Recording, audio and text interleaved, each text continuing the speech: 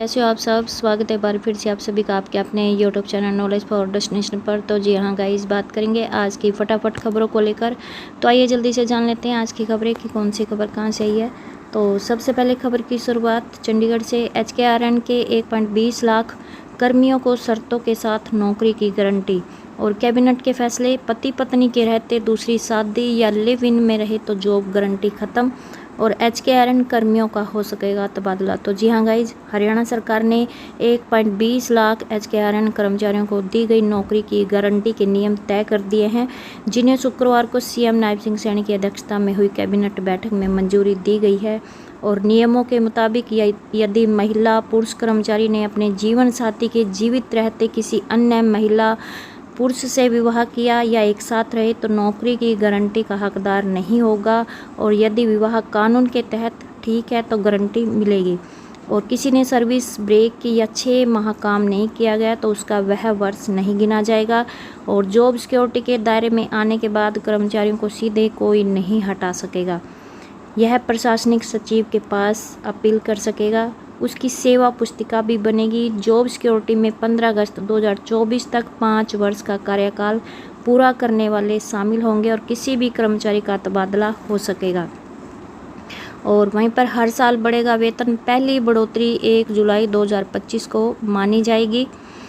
और वहीं पर कर्मचारियों का वेतन निर्धारित करने के लिए 5 वर्ष पर 5% की बढ़ोतरी मिलेगी। यदि किसी का कार्यकाल 8 वर्ष का हो चुका है तो 10% और 10 वर्ष पूरे होने पर 15% की बढ़ोतरी वेतन में जोड़ी जाएगी। महंगाई भत्ता, कर्मचारी जनवरी 2025 से नियमित कर्मचारियों के लिए महंगाई भत्ते की दर में वृद्धि के बराबर महंगाई भत्ते का हकदार होगा। और 31 दिसंबर 2024 तक कोई महंगाई भत्ता देय नहीं होगा। अवकाश, कर्मचारी निर्धारित दिन से पहले से ही स्वीकृति के बराबर आकस्मिक और चिकित्सा अवकाश का हकदार होगा। महिला सुरक्षित कर्मचारी 1 माह में 2 दिन आकस्मिक अवकाश ले सकेगी, जो साल में 22 दिन तक हो सकते हैं। वहीं पर डियर यहाँ पे ये भी बताया गया है कि कैसे आपके 5 वर्ष तय होंगे।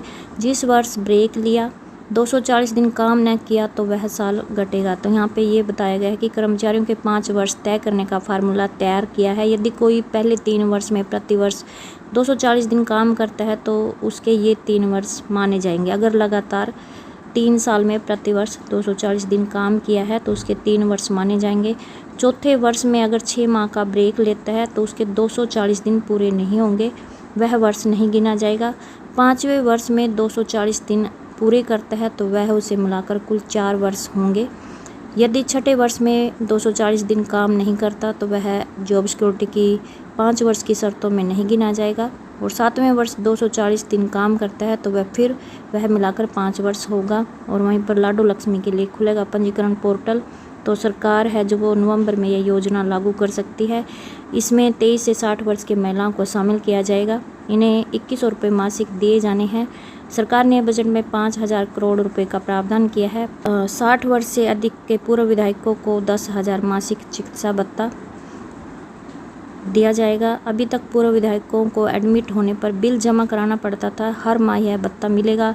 और मानसून सत्र है जो 22 अगस्त से शुरू होगा, जिसकी अवधि 3 दिन हो सकती है। आखिरी निर्णय BAC की बैठक में होगा। 22 को शुक्रवार को राज्यपाल के अभिभाषण से आपका ये सत्र शुरू होगा। फिर 25 व 26 अगस्त को सत्र चलने की संभावना है। आगे नेक्स्ट अपडेट चंडीगढ़ से। NHM कर्मचारियों को अब मिली एक और जीत। स्वास्थ्य विभाग ने कर्मचारियों की बहाली में दिखाई सहमति। तो जी हाँ गाइज, वर्ष 2019 में स्वास्थ्य विभाग राष्ट्रीय स्वास्थ्य मिशन चंडीगढ़ में कार्यरत डेटा एंट्री ऑपरेटर और डेटा प्रोसेसिंग असिस्टेंट के पदों को स्वास्थ्य विभाग द्वारा भारत सरकार की तरफ से नामंजूरी का हवाला देते हुए नौकरी से निकालने के आदेश जारी कर दिए थे। कर्मचारियों द्वारा फिर पंजाब एवं हरियाणा हाईकोर्ट में याचिका लगाई और उन्हें कोर्ट द्वारा अंतरिम राहत देते हुए कोर्ट का फैसला आने तक नौकरी को बहाल रखे जाने के आदेश जारी हुए हैं। जिसको लेकर यहाँ पे प्रधान बबीता रावत द्वारा बताया गया कि हाईकोर्ट के फैसले में यह दर्शाया गया है कि विभाग द्वारा सहानुभूतिपूर्ण दृष्टिकोण से जवाब जारी किया गया है कि जब तक भारत सरकार की तरफ से राष्ट्रीय स्वास्थ्य मिशन चंडीगढ़ के तहत अन्य प्रोजेक्ट की तरह मंजूरी और ग्रांट आती रहेगी, हमें इन कर्मचारियों को बहाल रखने में कोई परेशानी नहीं है। यूनियन में सभी कर्मियों ने विभाग के इस सकारात्मक कदम की सराहना की और सभी कर्मचारियों और उनके परिजनों में खुशी का माहौल है। कर्मियों द्वारा नोडल अधिकारी डॉक्टर चारू से मिलकर उनका आभार व्यक्त किया और उनका मुंह मीठा करवाया गया है। वीरवार को हाईकोर्ट ने सभी 12 डाटा एंट्री ऑपरेटर और 2 डाटा प्रोसेसिंग असिस्टेंट के केस को डिस्पोज ऑफ करते हुए यह फैसला सुनाया कि सभी कर्मचारियों की नौकरी राष्ट्रीय स्वास्थ्य मिशन के तहत सुरक्षित होगी और कर्मियों में उत्साह है कि अब किसी भी कर्मचारी को बेवजह कारणों से परेशान नहीं किया जाएगा। आगे नेक्स्ट अपडेट, जज्जर से ऑनलाइन ट्रांसफ़र पॉलिसी को लेकर बिजली कर्मियों ने किया विरोध प्रदर्शन। कर्मियों ने पुरानी पेंशन बहाली की उठाई मांग। तो जी हाँ गाइस, ऑनलाइन ट्रांसफ़र पॉलिसी के विरोध में बिजली कर्मचारियों ने मंडल कार्यालय में प्रदर्शन करते हुए रोष जताया और यह विरोध प्रदर्शन HSEB वर्कर यूनियन की हेड ऑफ कमेटी के आह्वान पर किया गया। और यहाँ पे प्रदर्शन के दौरान कर्मचारियों ने सरकार की नीतियों के खिलाफ नारेबाजी करते हुए ट्रांसफ़र पॉलिसी को कर्मचारी विरोधी करार दिया, जिसको लेकर कर्मचारी नेता विजेंद्र फोगाट ने कहा कि ऑनलाइन ट्रांसफ़र पॉलिसी से फील्ड में काम कर रहे कर्मचारियों के लिए जोखिम उत्पन्न हो जाएंगे। नए स्थान पर स्थानांतरण होने की स्थिति में कर्मचारियों को स्थानीय लाइन नेटवर्क की जानकारी नहीं होती है, जिससे दुर्घटनाओं की संभावना कई गुना बढ़ जाती है। आगे नेक्स्ट अपडेट, कैथल से रोडवेज कर्मचारियों ने विभिन्न मांगों को लेकर काली पट्टी बांध जताया विरोध। तो जी हाँ गाइस, रोडवेज कर्मचारियों ने भी अपनी मांगों को लेकर काली पट्टी बांधकर विरोध जताया। इनकी प्रमुख मांगे हैं, वर्कशॉप की वॉशिंग मशीन लंबे समय से खराब है, नई लगवाई जाए, परिचालकों के लिए खुले पैसों की व्यवस्था की जाए, रनिंग साइड में पंखे खराब है, नए लगवाए जाए, बस काउंटर के स्टॉपर छोटे किए जाए ताकि बसों को नुकसान ना हो, इन गेट का ब्रेकर हटाकर कर्मचारियों की ड्यूटी लगाई जाए, वर्कशॉप में बंदरों को पकड़वाया जाए, नुकसान पहुंचा रहे हैं, टायरों की कमी दूर कर नई खेप मंगवाई जाए, 20 कंडम बसों को जल्द हटाकर नई बसें मंगवाई जाए, कंडम बसों की नीलामी हो ताकि जगह खाली हो, ही टिकटिंग मशीनें खराब हैं, नई मशीनें दी जाए। तो ये इनकी प्रमुख मांगे हैं जिनको लेकर इन्होंने यहाँ पे काली पट्टी बांधकर विरोध जताया है पूरा करने को लेकर।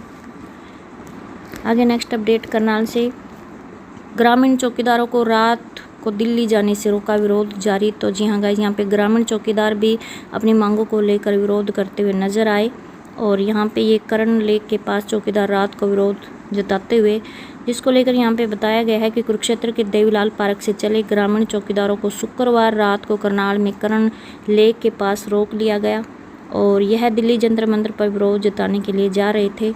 चौकीदारों ने कहा कि दिल्ली में विरोध जताने की उन्हें परमिशन मिली हुई है, इसलिए वह प्रदेश भर के चौकीदार कुरुक्षेत्र में शुक्रवार को इकट्ठा हुए और शाम को ही चल पड़े। करनाल पहुंचने पर पुलिस ने उन्हें रोक लिया गया और उनकी मांगों को लेकर चंडीगढ़ में बातचीत कर रहे चौकीदारों की मांग है कि उनकी वेतन बढ़ोतरी होनी चाहिए।